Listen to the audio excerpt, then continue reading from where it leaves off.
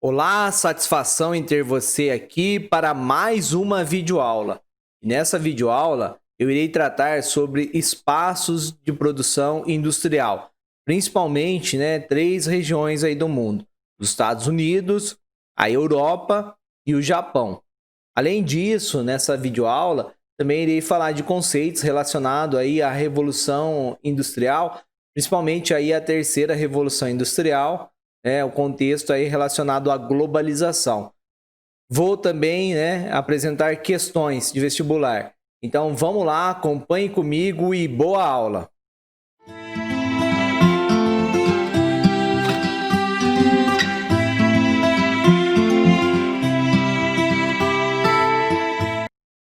Como a gente está começando a tratar de espaços industriais, é importante aí, uma primeira etapa, começar a entender, quais são os locais mais antigos no mundo de área de industrialização. E isso tem a ver, com a história, justamente lá na parte da Revolução Industrial. Então, aí, os centros tradicionais, o primeiro caso, foi no Reino Unido, principalmente na Inglaterra.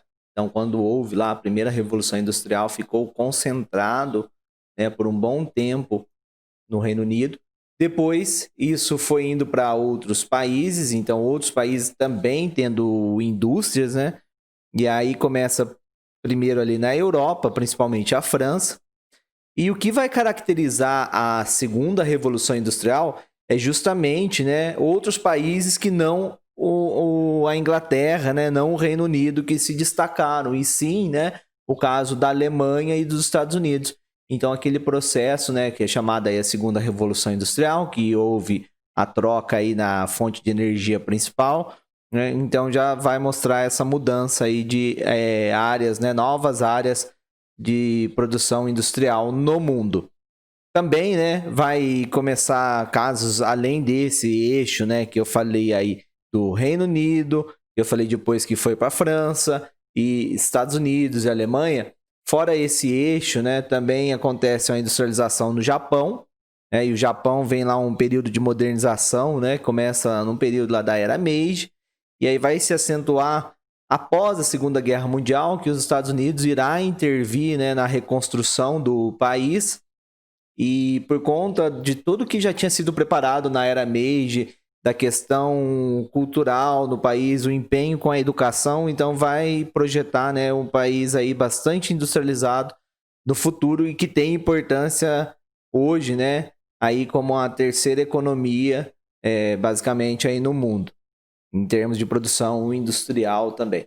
E outro que se destaca nesse processo foi a Rússia, A Rússia, antes mesmo, dela ter se tornado União Soviética, antes disso, na época do czar, já houve, o czar Alexandre II, já houve uma modernização dela, que ela sai de uma estrutura que ela era bastante tipo feudal, rural, uma economia rural, e aí passa a ter indústria, se industrializar.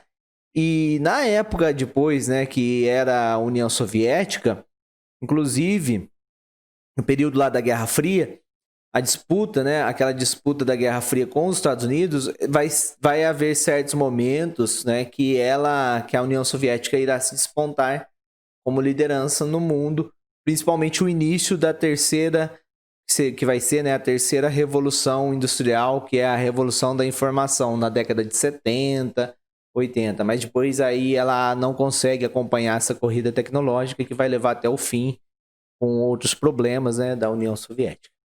Mas então, os centros tradicionais, essa é a ideia. Tá? A gente vai estar vendo aqui nessa aula, principalmente três, no caso, os Estados Unidos, a Europa em geral e o Japão. Bom, vamos lá.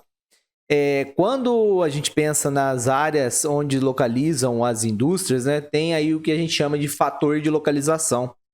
O fator de localização é algo interessante aí para compreender porque tal local tem indústria, É claro que o processo histórico conta muito, que desenvolveu aquele país, mas depois do processo histórico, o que explica certas indústrias instaladas em determinados locais, no momento era a proximidade da matéria-prima, principalmente quando a gente pensa na primeira revolução industrial, e na segunda revolução industrial já começa a ter meios de transporte barato que pode transportar essa matéria-prima e a indústria não precisa estar pertinho, né, da área de retirada. Mas tem indústria que não tem como, tem que estar, né? Principalmente indústria extrativista, né, mineral.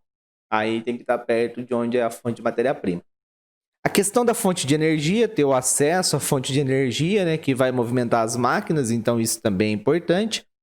A disponibilidade de mão de obra, por isso, né, essa questão da disponibilidade de mão de obra está muito relacionada ao processo da industrialização, o processo acentuado da urbanização também, né? Quando a gente vê o seguinte, por que as cidades ganharam maior importância, as pessoas, né, fizeram um êxodo rural maior no passado, saindo do campo, indo em direção à cidade, porque o centro econômico passou a ser a cidade, e aí a cidade ganhou importância com a indústria. Então foi esse fator, né? Então tá ali, ó, disponibilidade de mão de obra, é uma coisa que atrai, e onde tem bastante mão de obra nas cidades. Então por isso a relação urbanização e industrialização é bem próxima, uma se relaciona com a outra. Questão do mercado consumidor. Estar próximo ao mercado consumidor para determinados tipos de indústria também é uma vantagem. Então, estar próximo de grandes centros. Daí você vê, por exemplo, no caso do Brasil, né, que muitas indústrias se instalaram na região ali metropolitana de São Paulo ou próximo por conta do mercado consumidor. Um outro fator de localização, proximidade de indústrias afins. Por que isso? Tem certos tipos de indústrias que ela precisa de outras que são fornecedoras de peças para ela. Então, vamos imaginar, é como se ela fosse uma indústria, vamos dizer assim, entre aspas, mãe das outras. As outras precisam fornecer peça para elas, né? Uma indústria, o melhor termo seria uma indústria que tem uma força motriz aí, né? Que acaba atraindo ali as outras e precisa, né, de receber mercadorias. Então, tem indústria que trabalha justamente fornecendo. Exemplo disso, tem montadoras de carro, né, que precisa aí de várias peças de outras, né, para montar o carro lá. Ela não faz tudo sozinha, porque o carro é um conjunto de peças mecânicas, elétricas e muito mais, né? Vamos lá. Vantagem logística. Esse também é um outro fator de localização. Por quê? As indústrias, vocês podem reparar que elas vão procurar se estabelecer determinados tipos de indústria perto de portos, determinado tipo perto de aeroportos, perto de rodovias que são vias rápidas como pista dupla, né? Ou determinado tipo de indústria perto de linha de trem, né? Então acaba tendo a vantagem logística, acaba sendo um atrativo. Tanto é que essa questão da vantagem logística, olha que coisa, vocês podem até pesquisar uma hora aí, né, no Google, né? Existem atualmente muitos casos de chamados condomínios industriais e logísticos. Se você colocar lá condomínios industriais e logísticos, vai ver o que é uma estrutura que é para alugar, para a indústria guardar ali, né, materiais deles, e tem a facilidade logística. Então é um espaço. Tipo, vamos imaginar o seguinte, que fosse ali bem grande, né? Com uma área de acolher vários materiais e tem saída e entrada de caminhões fácil, lugar de carregar fácil, tem balança para pesar o caminhão. Então, tudo isso é uma estrutura compartilhada. Por que eles fazem isso? Olha, se cada empresa, né, ainda mais quando está começando, uma indústria, né?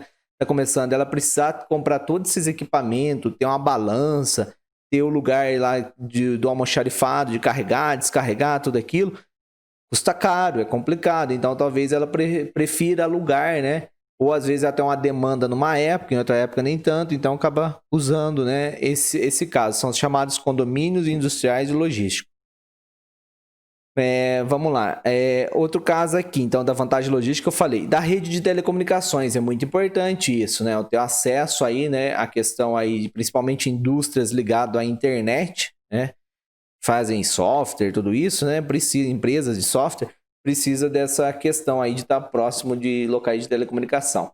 No mundo de hoje, né, do capitalismo informacional, inclusive tem um vídeo sobre isso para outra turma que eu passei, uma coisa que é determinante é chamada aí os tecnopolos, que são centros de pesquisa tecnológica. tá? Então, determinados tipos de empresa vão localizar em certos países, próximo à área que tem universidade, que tem centro de pesquisa, e acaba sendo esses locais chamados aí centro de pesquisa tecnológica, né, de tecnologia ou tecnopolos. O mais tradicional aí que começou no mundo é o tal do Vale do Silício, né? Você talvez já ouviu falar. Tem aí muitas empresas importantes, inclusive empresas como essa que a gente está disponibilizando esse material, né, pela internet. Então vamos lá.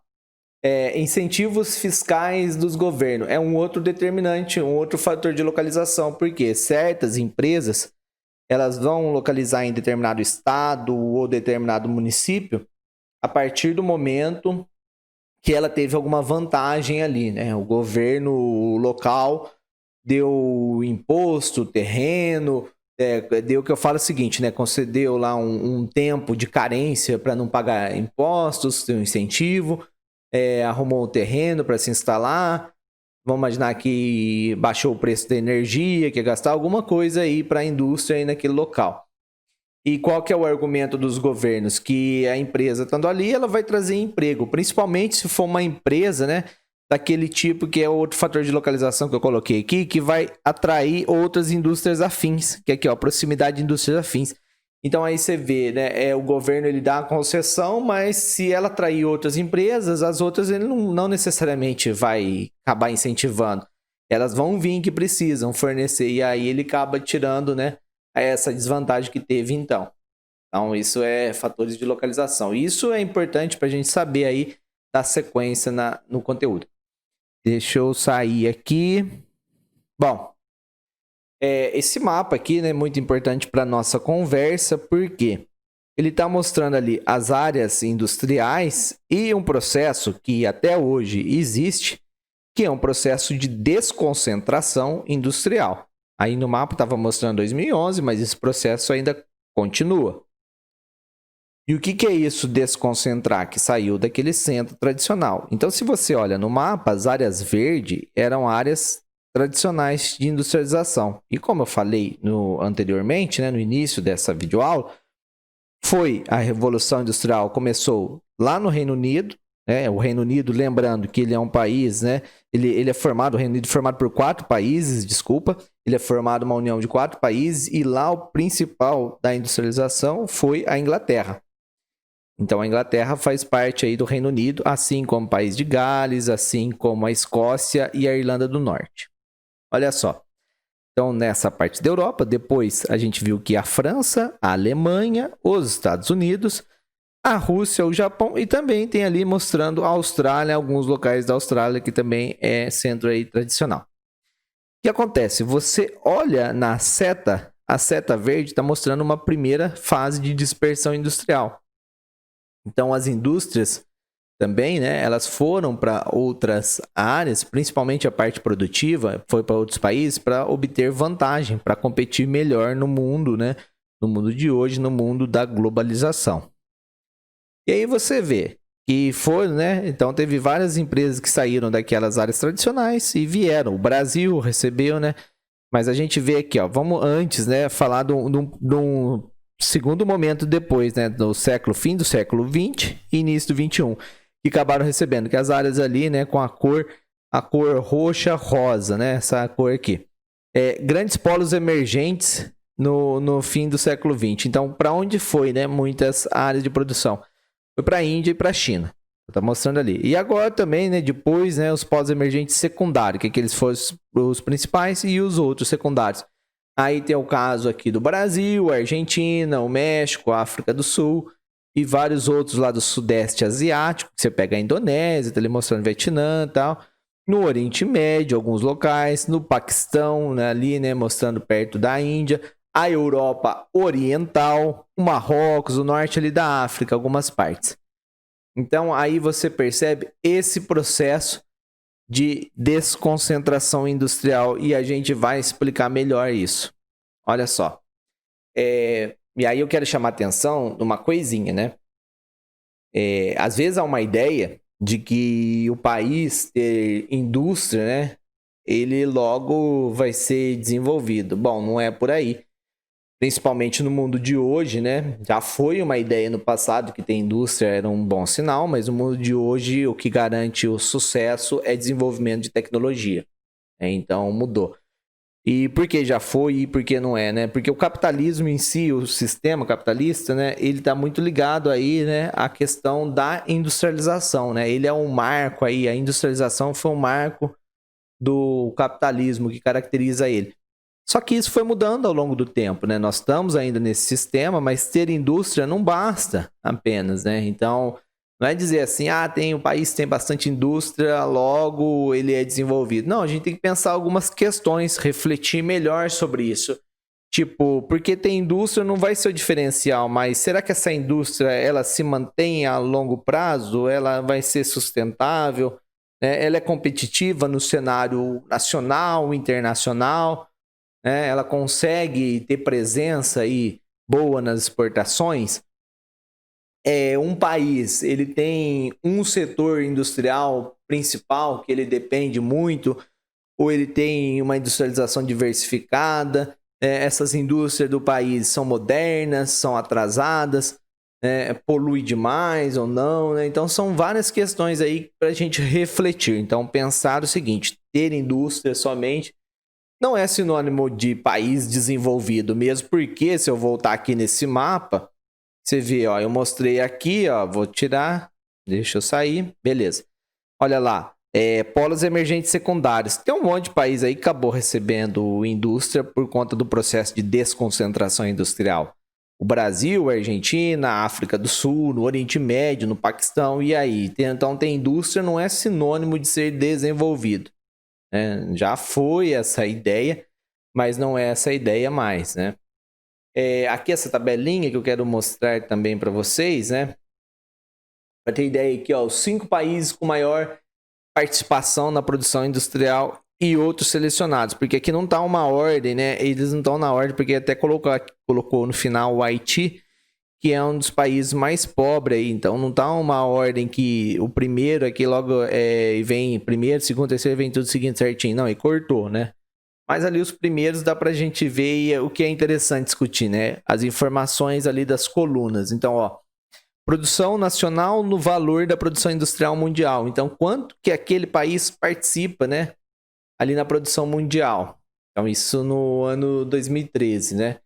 E aí dentro do país, no PIB do país, né? Uma coisa muito importante para o PIB de qualquer país hoje em dia é a questão aí, o setor, né, terciário, está ligado a serviços e ao comércio. Mas a gente tem que pensar que o setor terciário, ele também depende muito do setor secundário, que é o da indústria. Depende muito, porque se faz comércio também do quê? Produtos que foram produzidos da indústria ou da agricultura, né? A não ser prestação de serviço, que aí não é um comércio de mercadoria. Mas enfim, ó, os Estados Unidos, a China, o Japão, a Alemanha, a Coreia do Sul aí, né, com a participação ali, né, destacado na produção mundial, né, mas principalmente você vê que Estados Unidos e China muito forte, né, e o Japão também vindo ali, então você percebe como poucos países aí praticamente dominando a produção industrial no mundo. E aquele processo que eu estava falando da desconcentração industrial e que continua existindo, que a China foi aí um grande beneficiário ao longo do tempo, né? O que acontece? Ele está muito relacionado ao momento que nós vivemos do capitalismo aí, que você já ouviu falar tanto, né? Da globalização, né? Da globalização. E aí muita gente fica falando, globalização, isso, aquilo, outro, né? Mas tem que ver, né? Que ela tem certos lados bons e ruins, é discutível, mas é esse mundo que nós estamos vivendo de intensas trocas comerciais, né? E aí se você falar o seguinte, um país que quiser simplesmente não participar dessas trocas comerciais, acaba sendo muito complicado para ele, para aquele país. Porque um país não dá conta de produzir tudo, né? E também o que ele produz em excedente, ele tem que vender. Então, e aí, o que ele faz com o excedente? Porque se ele não quer também comprar, né? Os outros também não irão querer. Ele não vai querer comprar dos outros países. Os outros países também não irão querer comprar dele, né? O excedente dele, ele vai fazer o quê?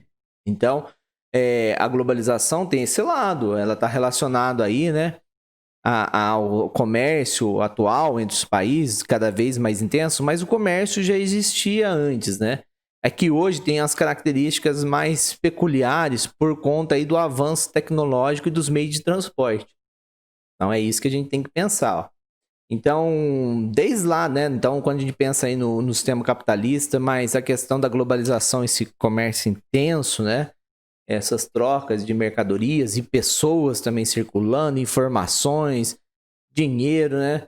Então, o que acontece? Desde a década de 80 é um marco. Por que década de 80 é um marco? Na verdade, né, é um marco aí que coloca-se como data, porque a evolução tecnológica foi avançando ali durante a Segunda Guerra Mundial e depois da Segunda Guerra Mundial, né? Na guerra já teve muitos avanços tecnológicos, mas depois aí vai vir o período da chamada Guerra Fria, vai ter muitos avanços. E aí a questão, né? Década de 80 é um marco, por que eles colocam isso, né? Porque aí principalmente, né, da informação a nível global, você pensando em sistema de telecomunicações, né? Por isso a revolução da informação. Então, esse sistema de telecomunicações integrando diversas partes do mundo, né? Depois teve o fim da União Soviética, então aquele bloco de países alinhados com a União Soviética e mesmo aqueles que faziam parte, né, da União das Repúblicas Socialistas Soviéticas, eles param de estar sob aquela influência, né, não que não vão receber influência ainda da Rússia, né, que foi a herdeira aí da União Soviética, a maior herdeira, vão continuar tendo influência, mas agora já tem uma abertura comercial, coisa que antes, né, o comércio já tinha que ser, as relações comerciais entre países tinha que ser dedicado ao bloco ali deles, né, o bloco de influência. Então aí começa a ter acordo a nível mundial. Então alguns países ainda, né, tem algum fechamento, mas de modo geral, boa parte do globo, né, faz aí acordo entre si, os países, tem os blocos econômicos e tudo mais. Então por isso que faz sentido a gente falar, né, esses marcos, a Revolução da Informação, o fim da União Soviética. E aí começa a ter essa intenção, essa relação, né? Essa relação maior entre os países. E isso, gente, a globalização, né? Ela é permitida, essa integração, por conta, então, que eu falei ali, né? Da Revolução da Informação, o que aconteceu? Surgiu o meio de comunicação que pode fazer aí o contato, né? Instantâneo e cobrindo globalmente. Então, eu vou explicar isso, como que vai favorecer a desconcentração, além da desconcentração industrial. Além disso, ó, oferta de meio de transporte com custos de viagem que são compensativos. Então agora, né, com um custo compensativo, aí compensa fazer essa desconcentração. E acordo comercial que pode circular mercadoria entre os países, facilitando. Porque se não tiver isso, não tem como, né? A globalização avançar. Então são três pilares básicos, né? 3 pilares básicos. Guarda isso daí, ó, que é muito importante para você fazer questões de vestibular, para entender o que é globalização. E olha que a gente está falando aqui de uma aula de industrialização, mas a globalização ela vai passar nesse tema de industrialização, em tema de urbanização, em outros temas e assim por diante. Ela vai em vários, né? Porque é para entender o mundo de hoje. Então aí, o que eu quero destacar aí que da desconcentração industrial. O que acontece? Quando a gente pensa em desconcentração industrial, a gente tem que pensar que uma indústria, né, ela não necessariamente precisa sair toda ela de um país. Ela pode sair uma parte dela, a parte da produção. Porque uma indústria não é só a parte da produção. A parte da produção é uma coisa, mas ela vai ter a parte administrativa, às vezes tem também a parte de marketing dela, né? Tem tudo isso. Então não precisa sair tudo. E aí foi isso que aconteceu, né? A parte produtiva. O que ocorre, né? Com o avanço do sistema capitalista e da globalização, que vem esses meios de comunicação instantânea, transporte eficiente e mais barato, e questões de políticas econômicas entre os países, certas indústrias pegam a parte do setor da produção, sai do país que ela é de origem e vai para um lugar que é mais barato para ela, né? A parte da produção. Porque aí ela tem uma vantagem para competir, né? Então é uma vantagem ela levar a produção em outro local e faz tudo mais barato. Ou ela terceiriza essa produção. Então, vamos dar um exemplo aí, vai. Tem empresa, por exemplo, de tênis, a Nike, que ela em si, a Nike, o que produz de tênis? Nada. Ela tem a marca, ela mantém a marca. Ela passa para outras empresas produzirem, mantém a marca, o jeito que ela quer, que faz o tênis, o padrão de qualidade. E ela vende o quê? Que ela tem famoso, que ela valoriza muito a marca dela. Mas aí você fala, tem uma fábrica. Não, ela passa para outros fazerem, depois coloca ali a marca dela, o símbolo, e pronto. E vida que segue. Aí ela tá, né, competindo desse jeito e ganhando muito dinheiro. Então você vê, as fábricas fazem isso e ficam com um lucro, né, cada vez mais absurdo.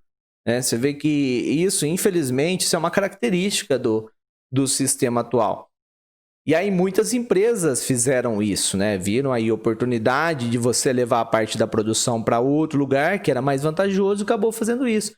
Então você tem várias empresas que saem da Europa, saem dos Estados Unidos, teve empresa que saiu do Brasil também, né? A parte de produção vai lá para a China ou vai para algum país do Sudeste Asiático, vai para a Índia, né? Tem algumas indo para o Paquistão, vai para lá e aproveita as vantagens de produzir lá, e como pode circular a mercadoria, vem mais barato, e aí, né, ela faz isso. Então esse processo de desconcentração, ele ocorreu desde nível dentro dos países, nível nacional, como também internacional. Então é isso. Olha só esses gráficos, ele vai aqui ajudar, né, a entender isso, desse processo de desconcentração. Que você vê o seguinte: os países mais industrializados no mundo, os 17 países aí mais industrializados no mundo. E aí no gráfico, né, tem barra de duas cores que está mostrando dois cenários, o ano 2005 e 2013. E aí o que é interessante a gente observar? Os Estados Unidos ali, o maior, né, que está mais industrializado, como que ele diminui para 2013, né? Passou aí o tempo, né, ele diminuiu. A China foi aumentando, né? Ali, ó, ela era 9,82, ela foi para 17,55. O Japão perdeu também, né? E o Japão perde ali para países próximos, né? País ali do Sudeste Asiático e também, né? Vai mandar para a Coreia do Sul. Você vê, então aí mostra esse processo, dá a ideia dessa desconcentração industrial, né? Então esse gráfico é bem interessante nesse sentido. Olha só essa questão sobre esse assunto. Vamos lá nessa questão. A fábrica global instala-se além de toda e qualquer fronteira, articulando capital, tecnologia, força de trabalho, divisão do trabalho social e outras forças produtivas. Acompanhada pela publicidade, a mídia impressa e eletrônica, a indústria cultural misturadas em jornais, revistas, livros, programas de rádio, emissões de televisão, videoclipes, fax, redes de computador e outros meios de comunicação, informação, fabulação, dissolve fronteiras, agiliza os mercados, generaliza o consumismo.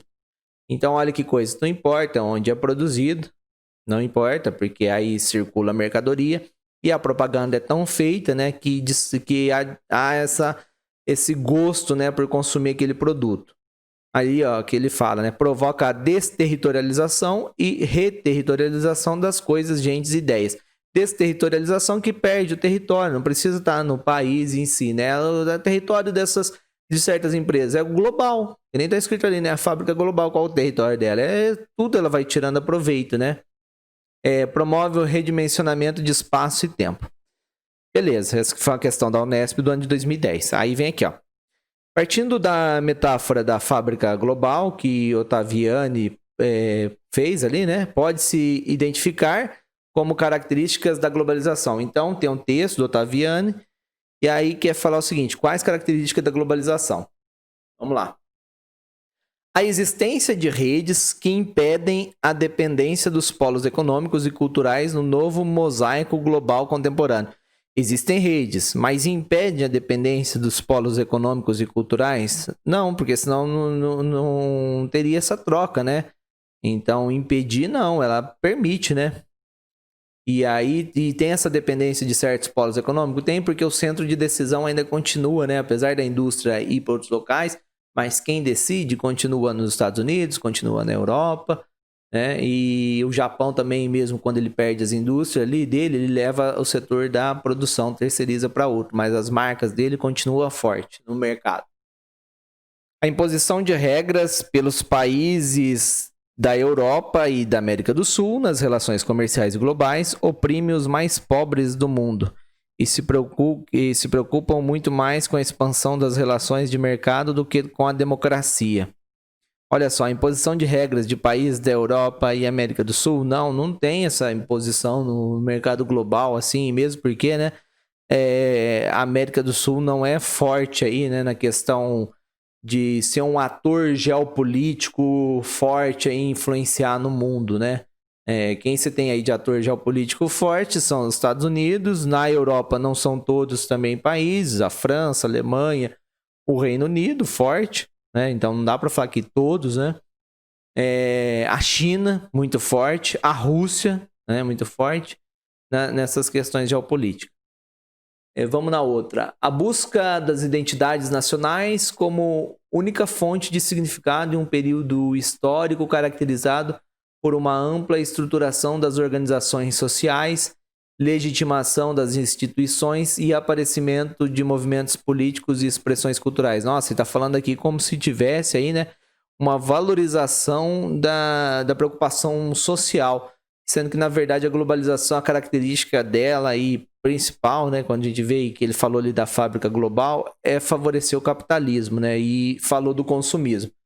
Então, não está relacionado e não é isso que acontece, né, que diz essa alternativa. Vamos na outra, ó. O multiculturalismo e a interdependência que somente podemos compreender e mudar a partir de uma perspectiva única, singular, que articule o isolamento cultural com o individualismo. Nossa, aqui ele fez um rolo, né?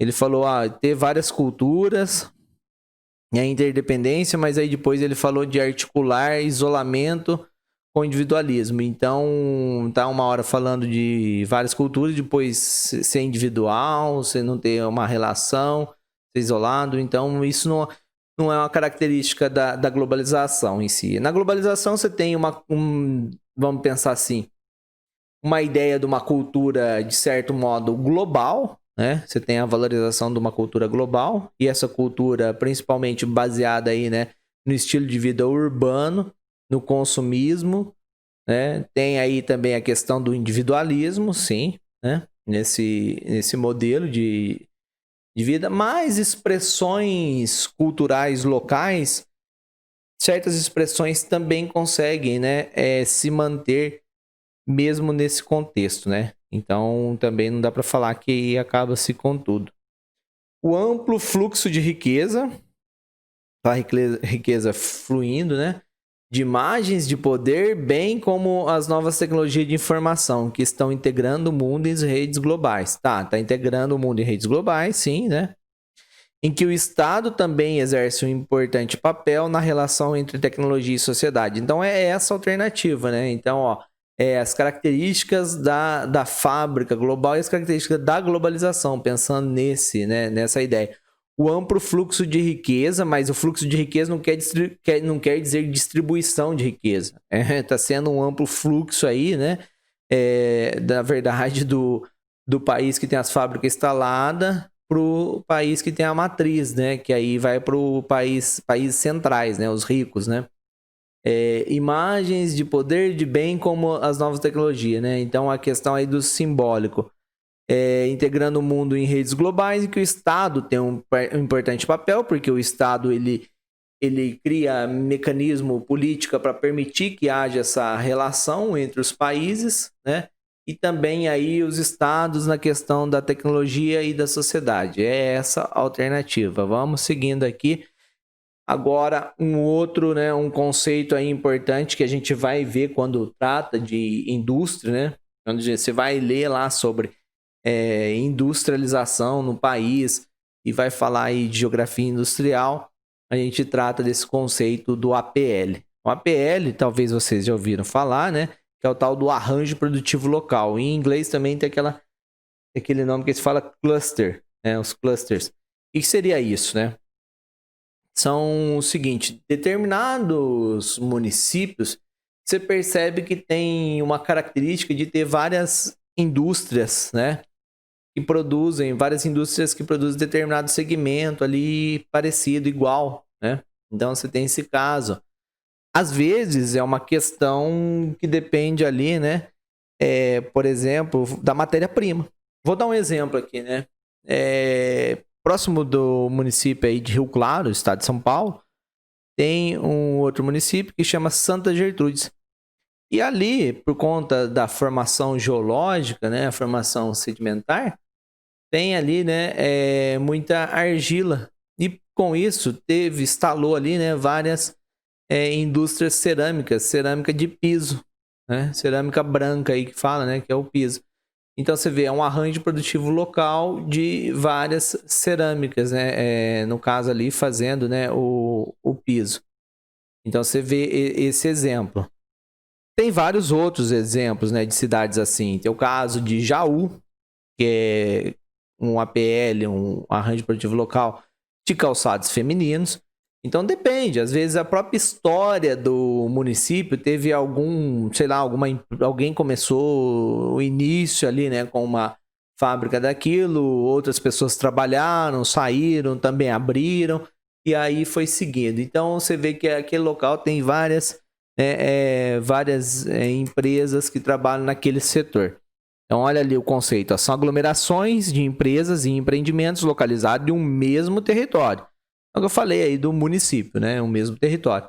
Que apresentam especialização produtiva. Então, olha lá, determinado produto elas são especializadas em produzir.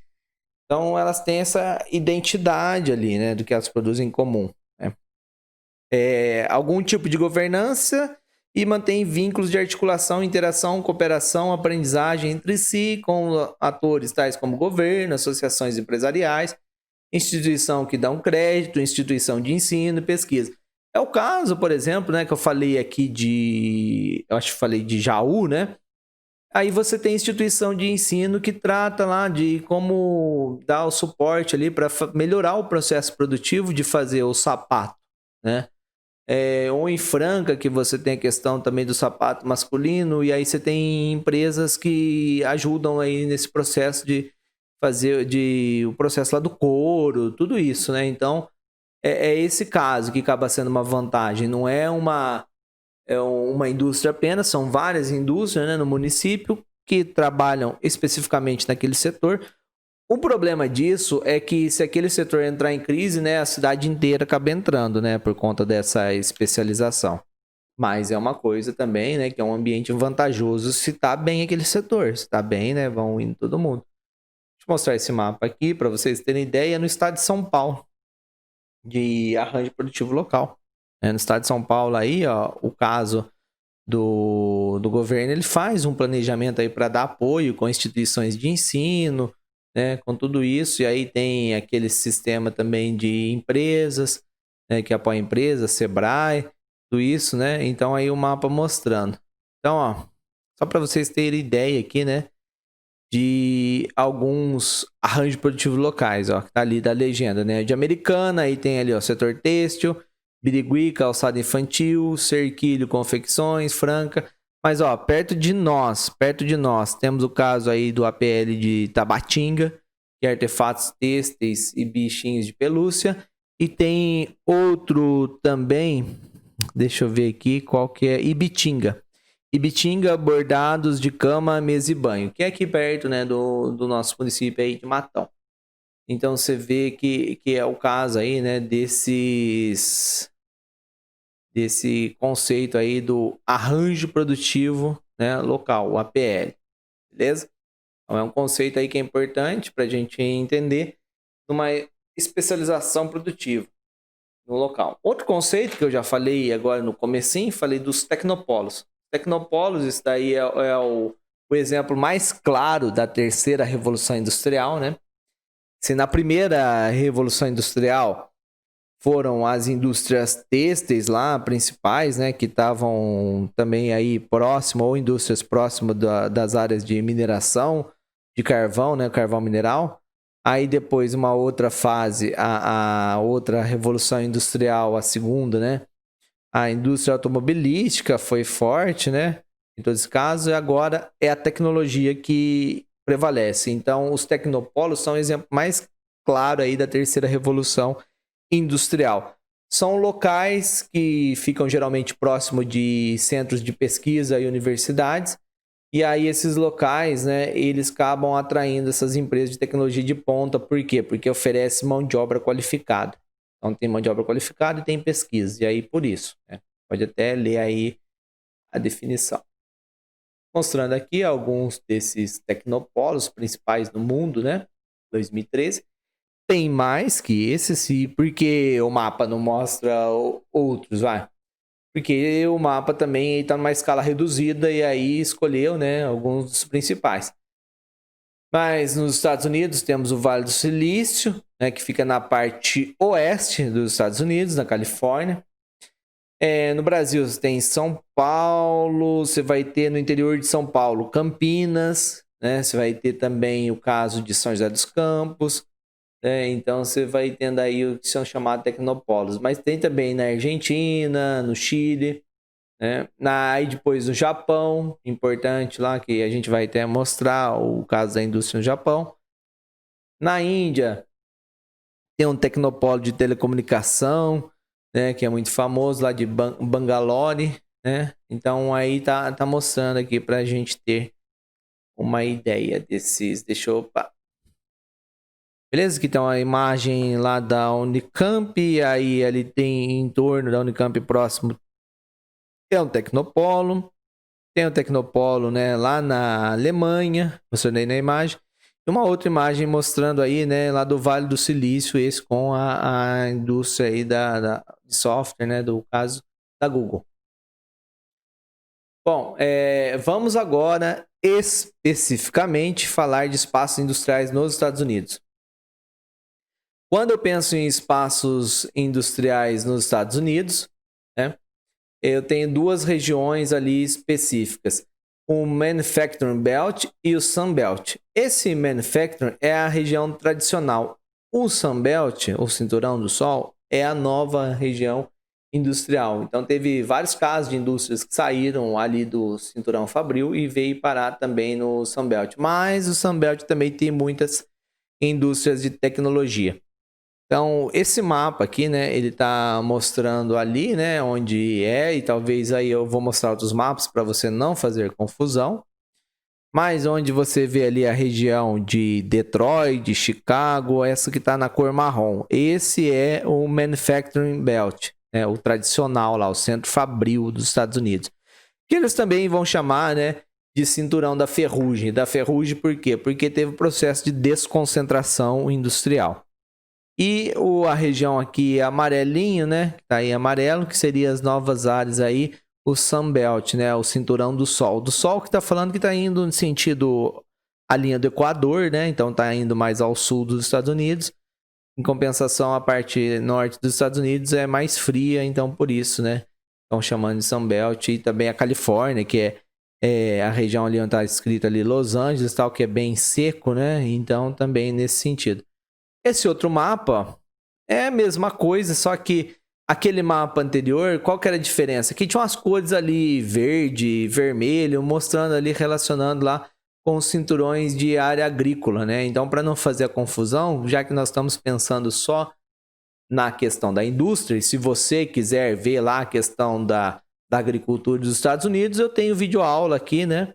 No canal, vai lá, procura lá, né, da agricultura nos países agropecuários, nos países desenvolvidos, e fala lá dos belts, tudo isso. Bom, olha só.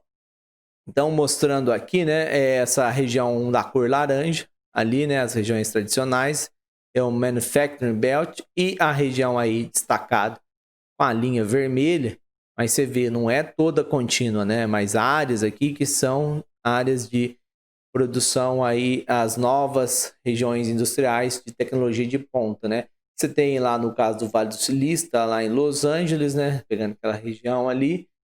Você tem também outro centro aqui, né? Que é Houston, né? Você está vendo, ó, e tem até coisa aeroespacial. Então, você pensar quando você se deparou com uma prova, uma questão de vestibular sobre agricultura não, desculpa, industrialização nos Estados Unidos, né? Industrialização nos Estados Unidos. Pensa aí nesses dois, né? Esses dois nomes aí dos cinturões, né? Cinturões, então eles usam muito essa ideia de cinturão, né? Tá ali, ó, o Sunbelt, mostrando aqui um verde clarinho, mas acho que dá para você ver aí essa diferença.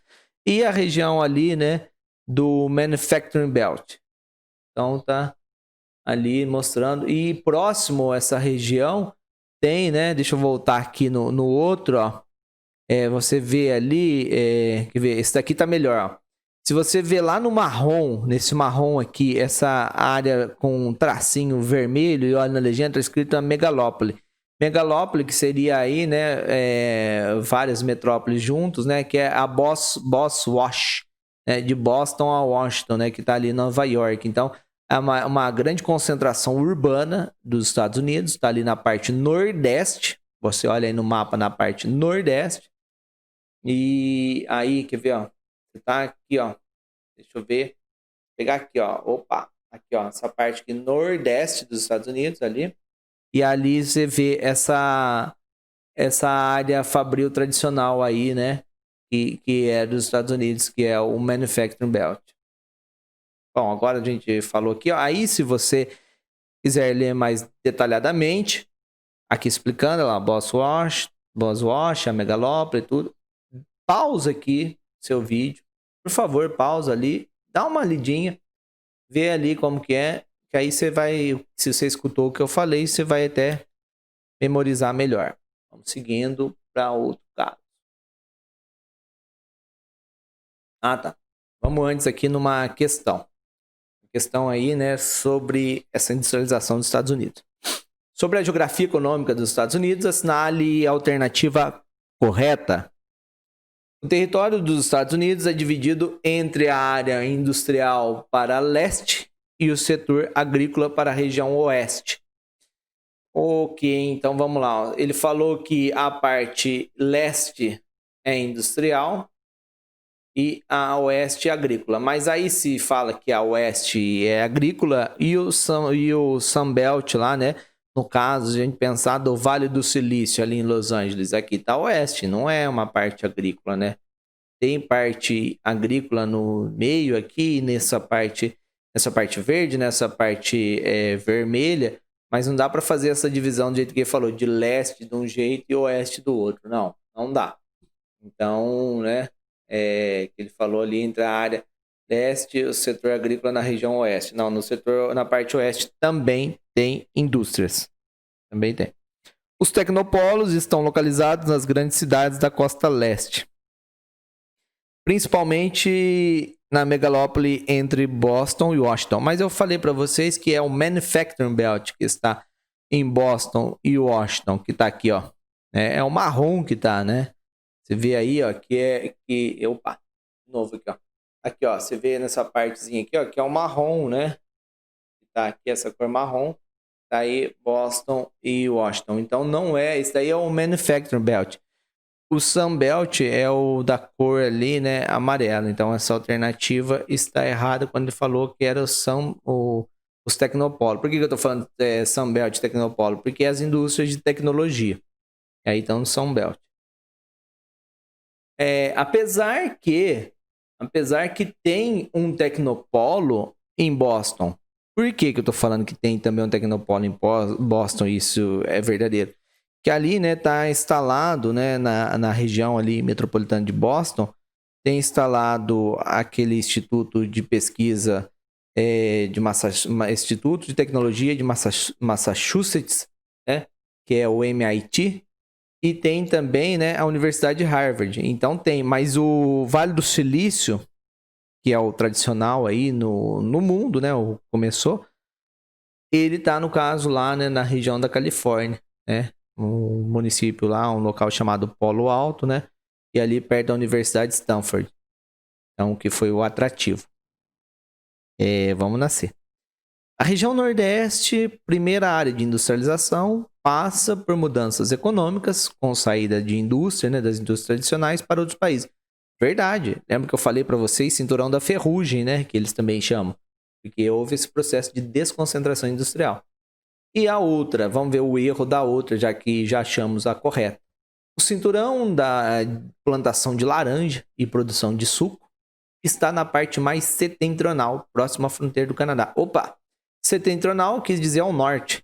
E aí falou, né, que a produção de laranja está mais ao norte. Quando vocês pegam, lembra daquele vídeo da agropecuária dos Estados Unidos, na verdade a parte norte, né, acaba sendo ali próximo do Canadá, tem alguns cultivos de trigo, né, principalmente o trigo de primavera, porque aí acaba nevando na época de inverno rigoroso e aí não tem planta que acaba aguentando aquela situação, né?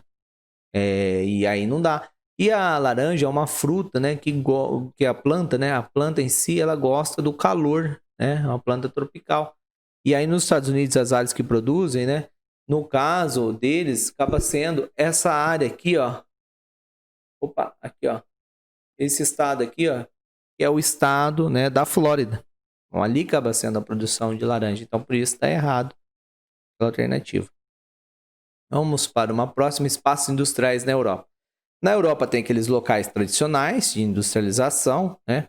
Mas tem outros também que começaram, né? Mas a industrialização você vai ver que está relacionada aí a grandes cidades, né? Próximo ali de grandes cidades e algumas regiões tradicionais, por exemplo, na Alemanha, que a Alemanha teve aquele processo de divisão dela, mas o que era a Alemanha Ocidental, que é a região lá do Vale do Rio Reno, o Rio Reno que nasce na Suíça, tal. Deixa eu mostrar aqui o mapa. Olha só. Então você pega ali, né, a Alemanha não tem toda ela, né, com regiões industriais, mas parte dela, né? A França, principalmente Paris, né? Você vê a Espanha, você vê então a Itália, o norte da Itália, que é bastante industrializado, mesmo o Reino Unido, algumas regiões do Reino Unido. Então você vê essa distribuição, esse padrão. Então tá aqui, ó, várias regiões de indústria tradicional, né? Então tá marcado aqui alguns locais, né, de indústria tradicional. Era porque no passado é a área de fonte de reserva jazida de carvão mineral, que é o caso lá na França, né? Você pega lá Alsácia e a região de Lorena, né? Alsácia e Lorena, eram áreas de carvão mineral. Mesmo lá na Alemanha também, né? Onde é o vale do rio Ruhr, né? Também é a área que tinha jazida de ferro, de carvão. Então, áreas tradicionais aí da indústria. E aí depois outras cidades aí, né? Que tiveram um processo importante. Quando certos países do leste europeu vão entrar na União Europeia, né, eles passaram a fazer parte, também tiveram aí um processo aí importante dessas regiões de indústria, né, indústria aí que produz até para o bloco, né, para o bloco econômico. E aí também mostra, né, aqui falando da questão dos polos tecnológicos lá do Tecnopolo, né, Tecnopolos na Europa. Depois você pode parar aqui, ler aí essa parte, tá bom? Aí, ó, os tecnopolos são essas bolinhas aí amarelas, mas está próximo aí dessas capitais. Agora vamos falar aqui, né, de espaços industriais no Japão. O Japão, né, ele é um país muito pequeno e aí o caso, né, da indústria dele, inclusive, está relacionado ao Japão um sistema, um modelo de produção, né, que é o chamado aí um modelo do toyotismo, que é o modelo lá de produzir conforme demandas, o just in time, né? E aí, o que acontece, né? Você vai ter as indústrias no Japão localizada principalmente numa ilha principal ali, a ilha maior do Japão. Por que eu tô falando isso? Que o Japão ele tem várias ilhas, o Japão é um arquipélago, um conjunto de ilhas, mas tem, né, 4 ilhas principais, que eu vou estar até mostrando no mapa a seguir. Mas aí tem a ilha principal onde está Tóquio, e ali tem a maior concentração industrial indo para outras áreas também, né? Olha só, então o Parque Industrial do Japão localiza-se próximo ali no Pacífico, né? Porque o país, o tamanho em área dele é pequeno. E aí está próximo dos portos, essas indústrias que dependem de matéria-prima vindo de fora, muitas vezes. Você tem ali portos, né, que tem as fábricas lá de carro, eletrônico e outros equipamentos gerais, né? E essa concentração litorânea por causa dessa dependência de matéria-prima. O maior centro urbano também concentra, né? A maior área urbana concentra a área industrial, então você vê aquela relação que eu já falei lá atrás dessa videoaula, né? A relação industrialização e urbanização. E esse processo do Japão se industrializar não é um processo que aconteceu há pouco tempo, ele vem lá desde o início ali, né, da era Meiji, que aí o país foi, né, investiu então bastante em educação, e esse investimento em educação que foi colher, né, lá no futuro. Então, foi longo o processo, né? E aí investindo em educação, aí depois empresas familiares que vão tendo, os Estados Unidos investindo na recuperação do país e tudo mais, e aí ele se desenvolvendo industrialmente bem forte. Aqui essa imagem é para vocês verem, né, como que o espaço lá é tão limitado, que aí indústria, porto e cidade, tudo muito próximo, né? E aí eu queria mostrar aquela ideia que eu falei para vocês, que o Japão ele tem 4 ilhas principais, né? 4 ilhas principais. Olha só, Hokkaido, Honshu, Shikoku e Kyushu. Essa Honshu, que é a principal ali, né? Que vai ter o maior concentração industrial do Japão. Vai também um pouco até essa Kyushu, né? Acaba indo. Mas a Shikoku e principalmente Hokkaido é que tem menos, né? Menos industrialização. Então, quando a gente pensa, né? E menos também urbanizada, né? Acaba sendo a densidade populacional. Então, tá aqui nesse mapa, né? Você vê ali onde tá, onde tá aqui Tóquio, ó. Tóquio tá aqui, né? E aí acaba seguindo ali um eixo aí de ocupação. Bom, aqui esse mapa já vai dar melhor para a gente entender. Que aí esse mapa ele vai mostrar principalmente, né? Não vai mostrar aquelas outras 4 ilhas, mas ele vai mostrar principalmente a Honshu e também, né, a Kyushu e Shikoku. Então vai mostrar esses casos. Deixa eu tirar aqui, beleza. Olha só, tá mostrando ali a megalópole, né? Que megalópole, o conceito, né, é de metrópoles, né? Metrópoles próximas ali tendo relações. Então, grandes cidades tendo relação. Área mais urbanizada, da cor laranja, expansão da megalópole, poldres de aterros, né, onde eles fizeram aterro sobre o mar para avançar, e ali, né, aterros industriais, porque como que a indústria está próxima, né, dos portos, né. Então aí você tem essa área aí que está mostrando aglomeração urbana, é também a região que concentra os tecnopolos e as indústrias, né? E também a gente tem que lembrar que o Japão ele tem um terreno muito acidentado, muito montanhoso, e aí também dificulta, além de pequena área, né? O relevo aí também acaba dificultando. Eu quero tratar agora dessa questão. Então vamos lá. O mapa a seguir apresenta o mais antigo tecnopolo do mundo, o Vale do Silício. Tá ali mostrando, né, essa representação. Aí vem aqui, ó. Quero saber incorreto, ó. A respeito do surgimento das cidades tecnopolo, é incorreto afirmar que. Então vai lá. São regiões que concentram indústrias de alta tecnologia, centro de pesquisa e inovação tecnológica, abrigando grandes universidades capazes de garantir a formação de novos pesquisadores. Isso é verdade. Eu quero a errada. Então, a respeito do tecnopolo, eu quero errado. Então, é verdade, não me vale. O Vale do Silício, localizado na parte oeste dos Estados Unidos, no estado da Califórnia, né, localiza, tá verdade. A concentração industrial estrutura-se em torno da Baía de São Francisco, onde foram instaladas centenas de empresas dedicadas à produção de computadores e software de alta tecnologia. Verdade, não é essa que eu quero. Vamos para a próxima. A cidade de Boston, na parte leste dos Estados Unidos, também representa um importante tecnopolo do país. Verdade. Nessa região além da indústria bélica, encontram-se diversas companhias que produzem tecnologia de ponta. Verdadeiro.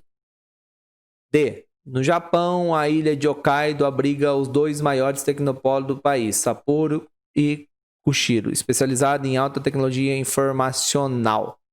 Japão, a tecnologia dele, ele produz bastante tecnologia informacional, robótica, mas ele falou da ilha de Hokkaido. E aqui eu coloquei mostrando Hokkaido. Olha lá, tá na cor amarela, né? E aí quando você vê esse mapa, nem Hokkaido mostrou, né? Então tá errado, né? Ele usou ali falando, né? Ele colocou Hokkaido, mas não é a área industrial forte do Japão, tá? Então por isso tá errado. Na Índia, Bangalore representa um tecnopolo especializado em alta tecnologia e telecomunicações e é classificado como uma das 10 cidades mais empreendedoras do mundo.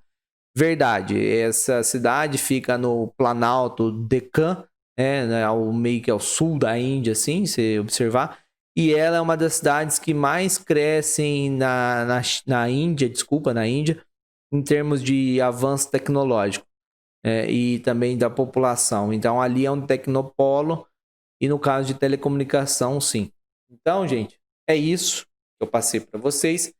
Foi esse o objetivo dessa videoaula.